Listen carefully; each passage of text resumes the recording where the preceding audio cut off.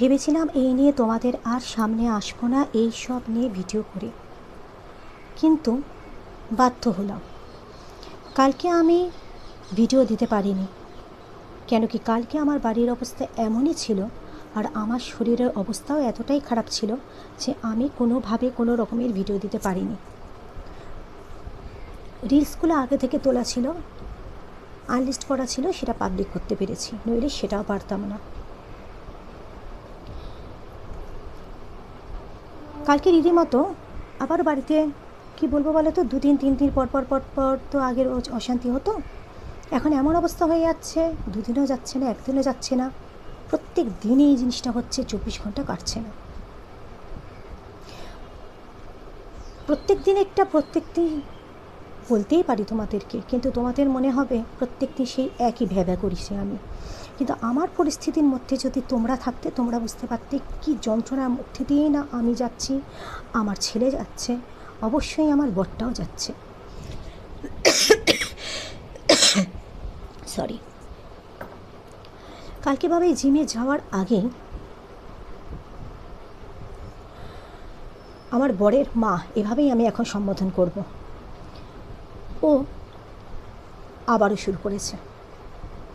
আমার ছেলে কানে শুনেছে, কিন্তু আমি বাবাইকে একটা কথাই বলেছিলাম, বাবাই তোর পরীক্ষার সামনে, এজন্য এসে কোনো কিছু করবি না, কোনো কথা বলবি না, অশান্তি বাড়িতে হবেই, বুঝতেই পারছিস কেন এখনই তিনি শুরু করেছেন, তো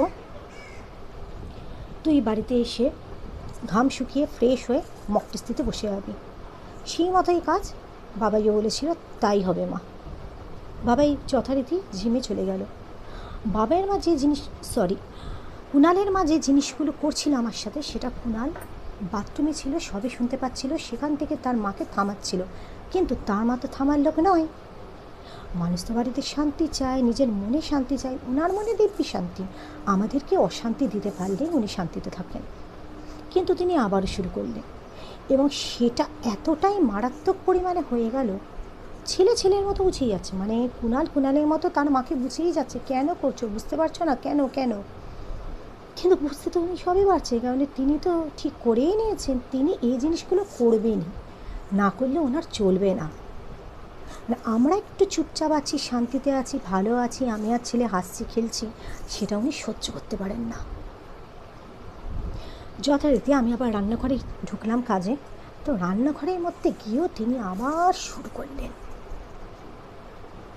কি করব, রান্নাঘর থেকে চিৎকার করেই আমি কুণালকে ডাকলাম।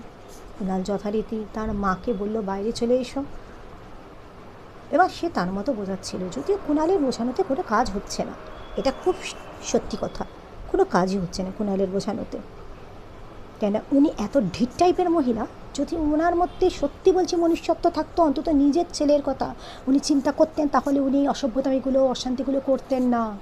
মানে উনি যেমনভাবে এখানে ভালো আছেন, সেভাবে আমার মনে হয় অনেক ছেলের মাই থাকে না ভালো।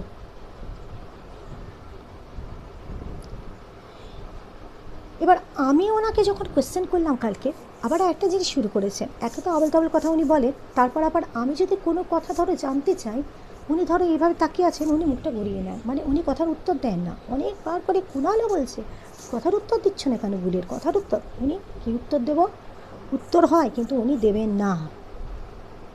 কথা হচ্ছে, কথা কেউ কারোর সাথে বলি না, গলায় সম্পর্কে কিন্তু আমাদের নয়, তাহলে তুমি বাজে কথাবার্তা আমাকে কেন থ্রো করবে, কেন তুমি আমাকে অকারণে ব্লেম করবে, কেন আমার জীবনে অশান্তি দেবে, কেন আমাকে এরমভাবে কষ্ট দিয়ে কাঁদাবে।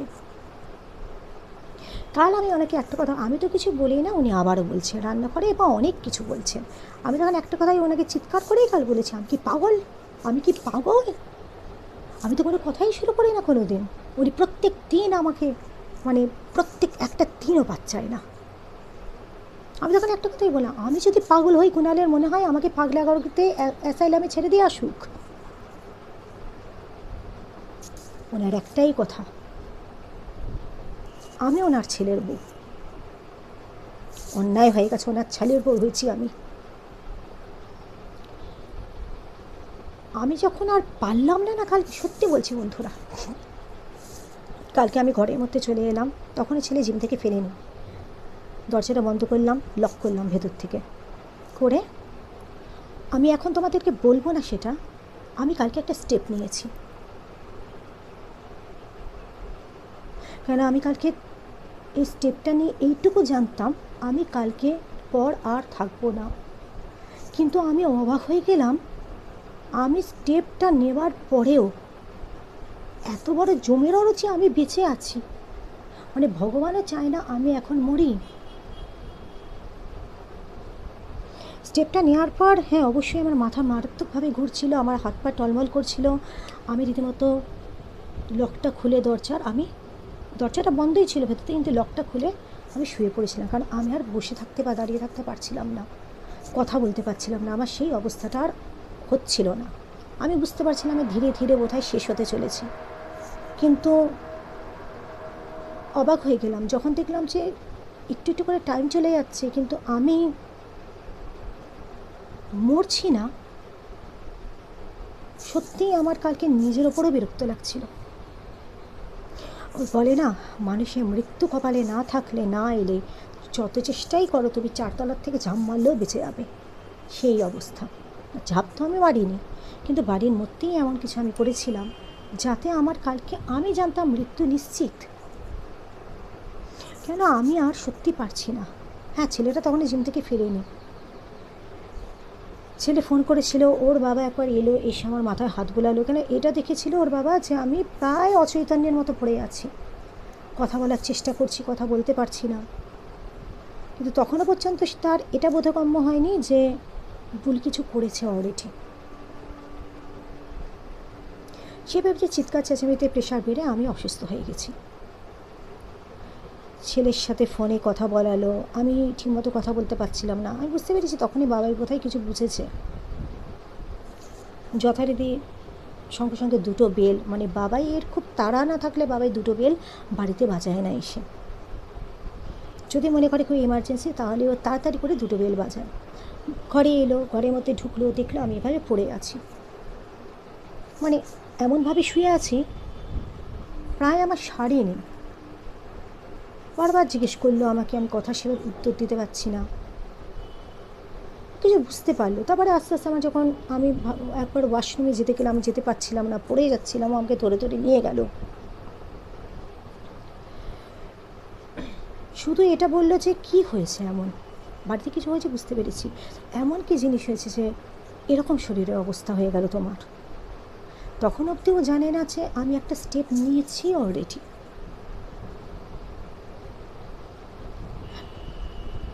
বাবাইকে শুধু বললাম, এবার আস্তে আস্তে আমাকে দেখলাম বলো তো 1 ঘন্টা যখন চলে গেল, তো বাবাই না অনেকক্ষণ আজকে সেদিন মানে কালকে আমার সাথে বসেছিল।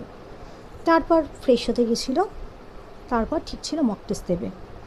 তো বাবাইকে আমি শুধু একটা কথা তখন বলেছিলাম যে আমার তখন মাথার মধ্যে আসছে যে খালি একটাই ঘুরছে যে আমার এখনই কিছু হলো না কেন, আমি এরকম একটা স্টেপ নেওয়ার পরেও আমার কেন হলো না, কী জন্য হলো না আমি বুঝতে পারছি না। কারণ এরকম স্টেপ অন্য কেউ নিলে সে বাঁচবে না, কিন্তু আমি কি করে এখনও কিছু হচ্ছে না, আমার আমি বললাম না কেন।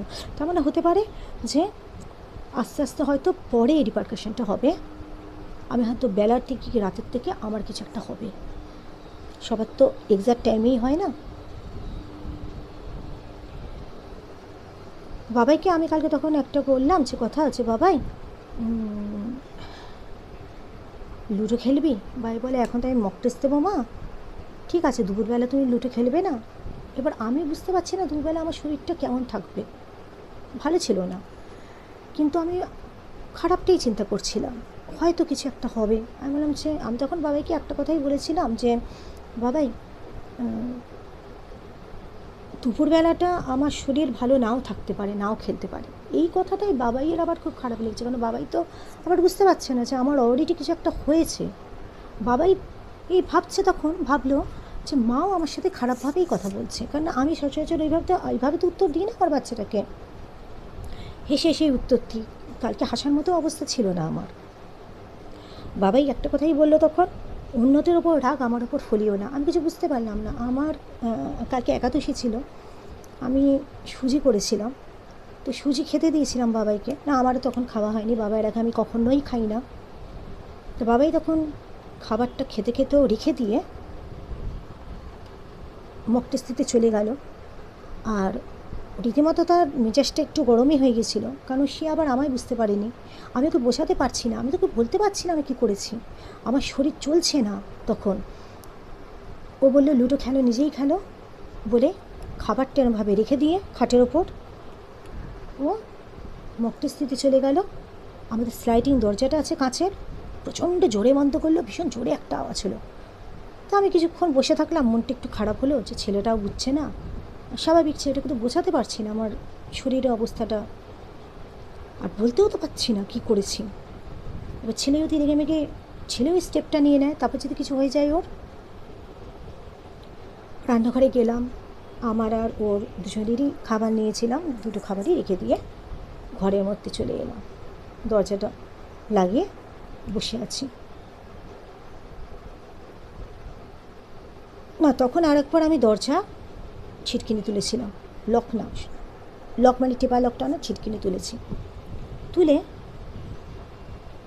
সত্যি কথা বন্ধুরা, আমি আবার স্টেপ নিলাম।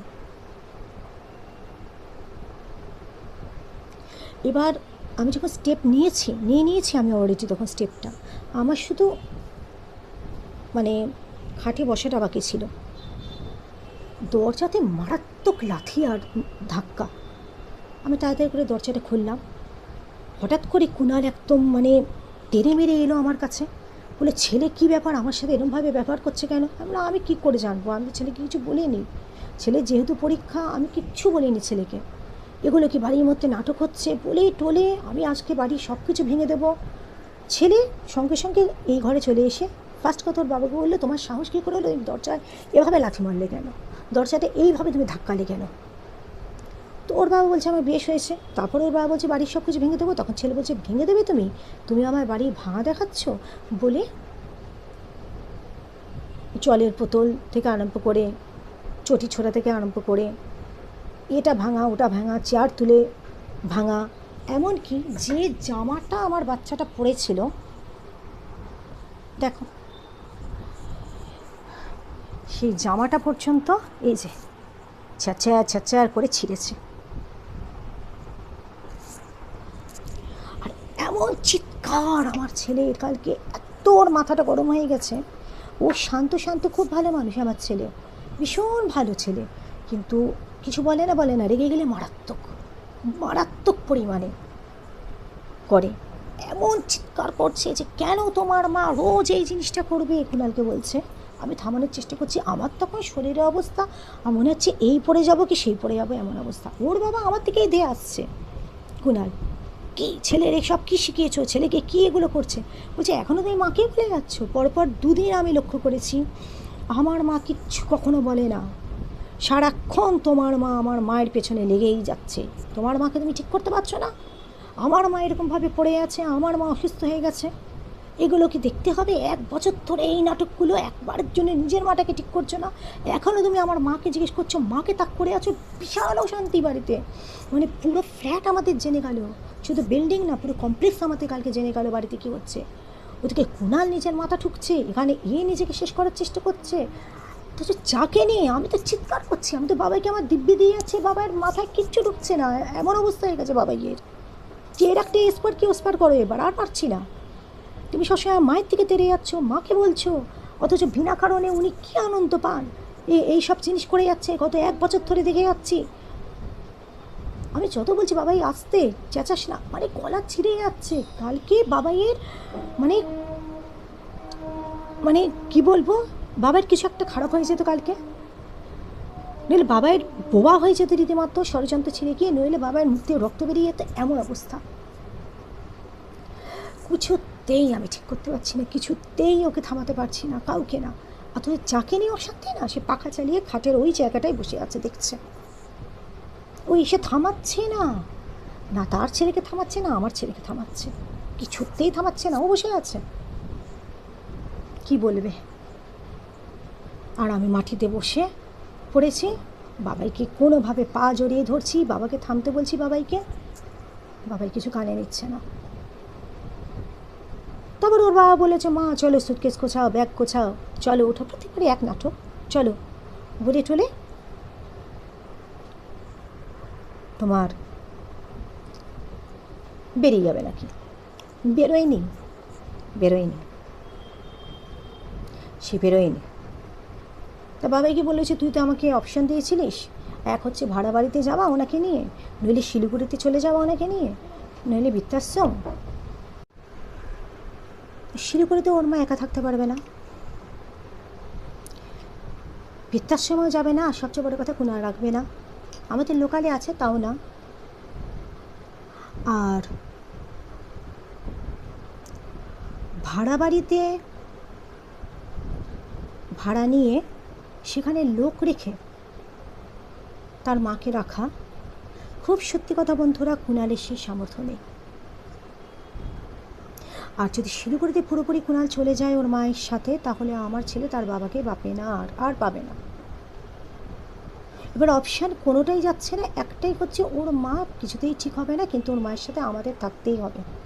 তো বাবাইকে শেষে যখন একটা কথা জিজ্ঞেস করেছিল ওর বাবা, তখন বাবাই একটা কথাই বলেছিল, ঠিক আছে বুঝে গেছি, তুমি যখন তোমার মাকে কিছু বলতে পারছো না ঠামকে এবং থামাতে পারছো না, কিছুতেই উনি কিছু বুঝেও বুঝছেন না, ইচ্ছে করে করছেন সব কিছু আমার মায়ের সাথে, এইরকমভাবে অন্যায় হচ্ছে, ঠিক আছে আমি আর মা কিছুই বলবো না, কোনো প্রতিবাদ করব না, সহ্য করে যাব, যখন পারবো না দুজনে মিলে আমরা বাড়ি থেকে বেরিয়ে গিয়ে সুসাইড করব। তোর বাবা বলছি এমন অবস্থা, তাহলে তো আমাকে শিলিগুড়ি এখন চলেই যেতে হয়, চলে যেতেই হয়, কিন্তু যাচ্ছেন না, যাবেন না। খুব সত্যি কথা বন্ধুরা, কী বলবো জানো তো, আমরা চাই না আমার বরটা আমার এখান থেকে চলে যাক, বা বাবাই চায় না তার বাবা এখান থেকে চলে যাক ওই মহিলাটির জন্য। কেননা ওখানে গিয়ে কী হবে, আমার বরকে খেটে রান্না করতে হবে, উনি বসে খাবেন, আমার বরকে কাজ করতে হবে, উনি পাখার তলায় বসে থাকবেন। আমার বরটাকে তো শান্তি দেবে না। আমার বরের যতদিন আয়ু আছে, আমি জানি না কতদিন আছে, তার আগেই আমার বরটা চলে যাবে। এত অশান্তি। তারপর তো বাবাইকে কুনাল কী বললো, প্রচণ্ড কাঁদছিল বাবাই ভীষণভাবে। বিকেল 4টের সময় ভাত বসালাম, ওদেরকে 2 ভাত দিলাম, বলেছি কালকে একাদশী ছিল, আমি সারাদিন কিচ্ছু খাইনি, কিচ্ছু না, খিদে পাচ্ছিলও না, কিচ্ছু না। আমার ওই একটাই চিন্তা, কেন কিছু হলো না, আমার কেন কিছু হলো না, এখনও কেন কিছু হলো না, তাহলে কটার সময় হবে, কখন হবে, ওই চিন্তাই করে যাচ্ছি। রাত্রিবেলা যেমন দুধ কমপ্লেক্স খাই, তেমনি দুধ কমপ্লেক্স খেয়েছিলাম। প্রচণ্ড সারা শরীরে, হাতে পায়ে থেকে আরম্ভ করে অসহ্য যন্ত্রণা আমার, মানে সেই যন্ত্রণা আগে কখনো হয়নি, এত যন্ত্রণা হচ্ছিল, অথচ কিছু এমনি হয়নি আমার। প্রথম স্টেপ নেওয়ার পরে শরীরটা খুব খারাপ হয়ে গিয়েছিল, উঠে বসে থাকার ক্ষমতা ছিল না, কথা বলার বা নড়াচড়ার, কিন্তু এমনিতে কিছু হয়নি। তারপর তো রাতটা চলে গেল, ঠিকই আছে, সকাল আবার হলো। আমি তো জানি সকালবেলা আবার আরম্ভ হবে, যতটা পেরেছি অ্যাভয়েড। আমি সেই ভোর 5টা থেকে রান্নাঘরে আছি, কাজকর্মই করছি, করে টোরে চান টান করে টোরে সবাইকে টিফিন দিয়ে। আমি তো চা খাই, টিফিনে আর কিছু খাই না, খেয়ে দুপুরে রান্নার জোগাড় বলো, কালকে রান্নার জোগাড়, রান্না কালকে রান্নাটা করছি কেন, এই জন্য কালকে আবার বাবাই বেরোবে ভোরবেলা, সেই 5টা 5:30টায় খেয়ে বেরোবে বাবাইয়ের বাবা, সেগুলো করা, এগুলো সব করছি। তো এরই মধ্যে কী হয়েছে, কুনাল বাজার থেকে এসেছে, বাজার থেকে এসে আবার কাজে বেরিয়েছে, একটা এমনি লোকাল কাজে, তারপর আবার সে নিচে গেছে অফিসে। আমার ছেলে সকালবেলা একটা এই ঘরে মক টেস্ট দিল, আর একটা ওই এখন ওই ল্যাপটপ যেই ঘরটায় আছে ওইখানটায় টেস্ট দিচ্ছে ও। যথারীতি রান্না করে এসে কুনালের মা আবার আবার আবল তাবল কথা বলা।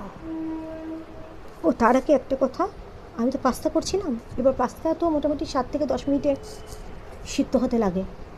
আমি শুধু বলেছিলাম যে 11:15 বাজে, 11:25 হলে তুমি আমাকে মোটামুটি বলো। সেই উপকারটা আমি পাইনি ওনার কাছ থেকে, উনি বলতে পারেননি আমাকে, উনি বলেননি। 11:25 হয়ে গিয়ে যখন 11:15 বাজে, তখন বলছে 11:25 বাজে হয়তো। ওর বাবা আসার পর, বাবার বাবা আসার পর একটা কথাই বললাম, তোমার মাকে দয়া করে ঘড়িটা ভালো করে শিখিয়ে দিও। তবে জানি না, উনি আমার সময়টাই উনি ঠিকমতো টাইম বলেন না, যাই হোক, ওর বাবা যথারীতি আবার নিচে অফিসে চলে গেল। আমি আমার মতো কাজকর্ম করছি, আমার প্রচুর কাজ, আমি কাজকর্ম করছি, বাসন টাসন এক কাতা সব মেজে টেজে কাজকর্ম করছি। যথারীতি রান্নাঘরে এসে আবার শুরু করলো। আবার আমি একটা কথাই বললাম, চুপ করে যাও, আর ফালতু কথা বলো না, ছেলেটা পরীক্ষা দিচ্ছে। কারণ কুণাল বলে দিয়েছে এরপর মা যা বলবে তোমাকে তুমি শুধু থামিয়ে দিও, তারপর আমাকে বলে আমি যা করার করবো।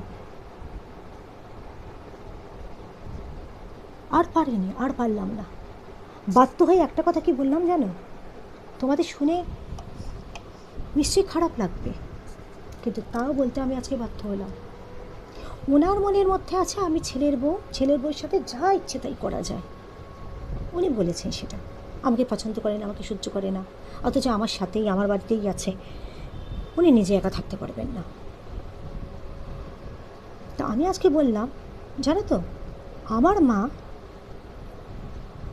যখন দিদির ওখানে চলে গিয়েছিল, যে ফ্ল্যাটটাতে মা থাকতো সেটা আমার বাবারই কেনা ছিল সেটাও, কিন্তু কখনো কোনো ব্যাপারে অশান্তি হয়েছিল ওখানে। যখন মাকে আমি বলেছিলাম মা চুপ করাতে পারছো না, তখন মা একটা কথাই বলেছিল, আমি কি বলবো বল, আমি তো আশ্রিতা। যে এই কথাটা আজকে ওনাকে আমি বললাম, আমার ভাই এই কথাটা বলেছিল, আমার মাকে কেউ শিখিয়ে দেয়নি, মায়ের মনের মধ্যে চলে এসেছিল বাবা যতই ফ্ল্যাট কিনুক মায়ের জন্য ওখানে, কিন্তু মায়ের মনে এটা চলে এসেছিল মা আশ্রিতা। তো তোমাকে আজ একটা কথা বলে রাখছি, আমাকে তুমি ছেলের বউ আর চিন্তাই করো না। আমি তোমাকে বলতে আজকে বাধ্য হচ্ছি যে তুমি নিজেকে আমার মায়ের মতোই মনে করো, যে তোমাকে এখানে থাকতে দিয়েছি, তুমি থাকছো, তুমি আশ্রিতা। এটা যদি মনে করতে পারো, ছেলের বউ জিনিসটা মাথা থেকে বের করে দিতে পারো, তাহলে হয়তো তুমি যে জিনিসগুলো করছো করবে না। তাতেও গ্যারেন্টি নেই। এটা বলে এটা তো শিলিগুড়ি না, তুমি এখানে বসে এরকম করছো। সবচেয়ে বড় কথা, 24 ঘন্টা গেল না, কালকে যে ব্যাপারটা হয়েছিল, কালকে আমার ছেলে বা আমার বর কেউ একজন শেষ হয়ে যেত, বা দুজনেই শেষ হয়ে যেত। আর আমি তো জমের আরও আমি তো স্টেপ নিয়েও শেষ হলাম না।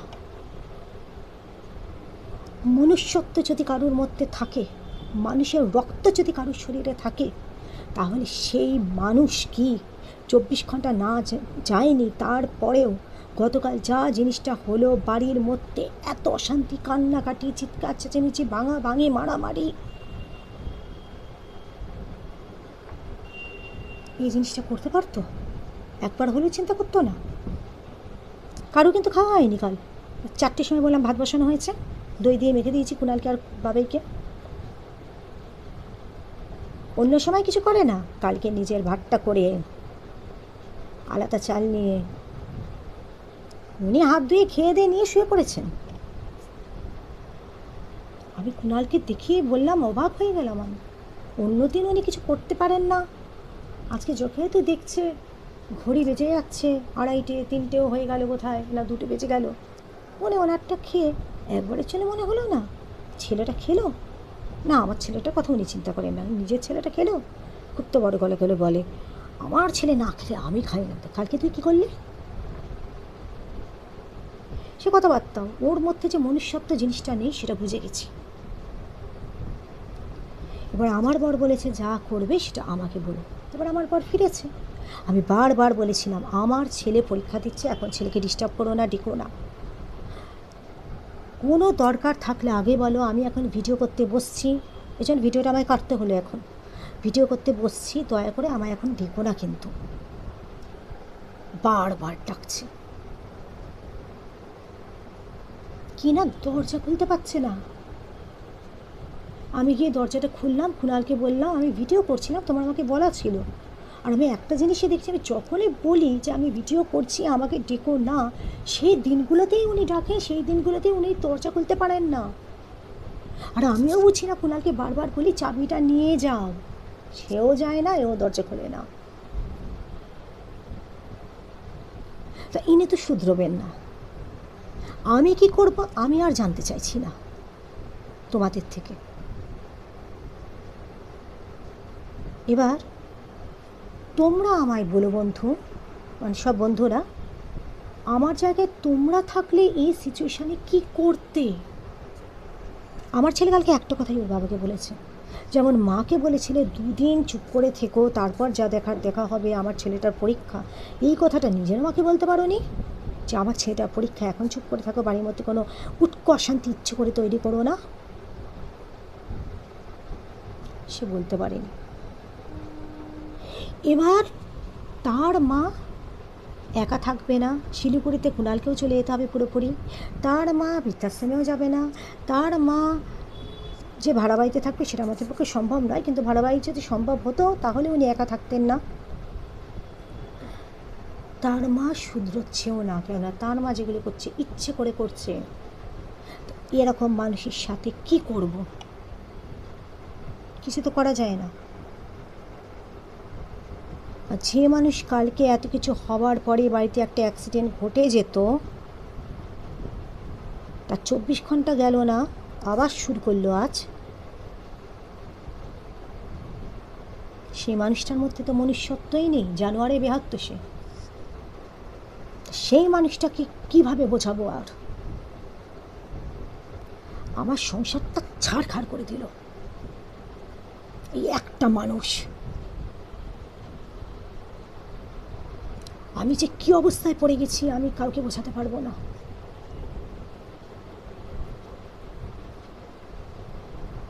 ওর ছেলে এখনো ভালো মানুষই দেখিয়ে যাচ্ছে, দেখা, কিন্তু ওর কি, আমার ছেলে কাল জিজ্ঞেস করছে মায়ের প্রতি দায়িত্ব পালন করছে, করো, তোমার কি তোমার বউয়ের প্রতি দায়িত্ব নেই?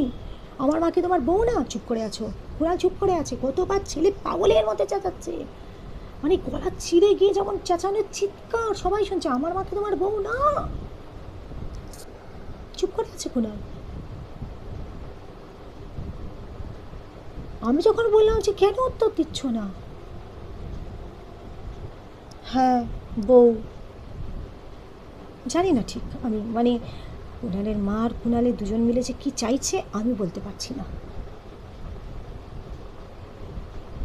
তো ভগবানের কাছে বারবার একটাই কথা বলছি, আমি তো জমে রয়েছি দেখলাম,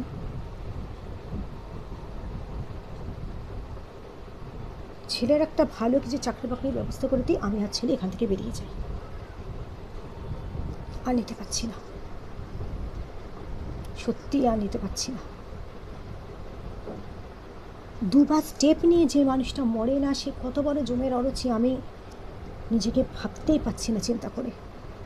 এরপর আমাকে বারবার, যতবার ফেলিওর হব ততবার আমাকে স্টেপটা নিতে হবে। একবার না একবার তো আমি সাকসেস হবই, কারণ এর আর কোনো রেমিডি নেই। ঠিক আছে বন্ধুরা, আজকে আসছে, জানি এক ভ্যাকর ভ্যাকর তোমাদের ভাল লাগে না, কিন্তু কি করব, সত্যিই যদি কোনো দিন কিছু ঘটে যায় আমার যে বন্ধুরা তোমরা দেখছো আমাকে,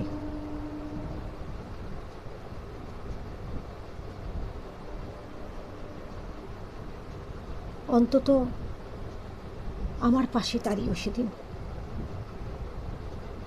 বিচারটা দিও।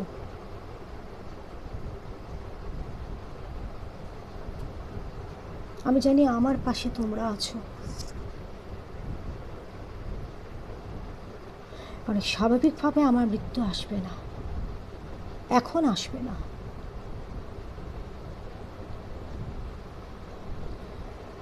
তোমরা ভালো থাকার চেষ্টা করো, সুস্থ থেকো, অবশ্যই সাবধানে থেকো, আর পারলে অবশ্যই আমাকে জানিও আমার জায়গায় এই পরিস্থিতির মধ্যে তোমরা থাকলে তোমরা কি করতে, কি স্টেপ নিতে, বা কি অপশান দিতে তোমাদের স্বামীকে, বা যে ছেলে বন্ধুরা আমায় দেখছো তোমাদের বউকে, আর নইলে যে বাচ্চারা দেখছো আমাকে, তোমাদের বাবা মাকে কি বলতে এই পরিস্থিতি যদি বাড়ির মধ্যে যেন না হয়। কিন্তু আমার পরিস্থিতি যদি তোমরা থাকতে, বাবাইয়ের জায়গায় তোমরা যারা দাঁড়িয়ে আছো এখনও ছোট ছোট বাচ্চারা, তারা সেই বাবাকে বা মাকে তোমাদের কি বলতে, কি করণীয়, কি করা উচিত ছিল, কি করা উচিত। আজকে আসছি, পাশে থেকো, কেমন? কারণ আমার জীবনে অশান্তি কোনো দিন যাবে না যতক্ষণ না আমি চুপ হয়ে যাব। আজকে এলাম, আশা করছি কালকে তোমাদের কাছে ভালো কিছু নিয়ে আসতে পারবো। এখন এর মতো আসছি, কেমন? টাটা।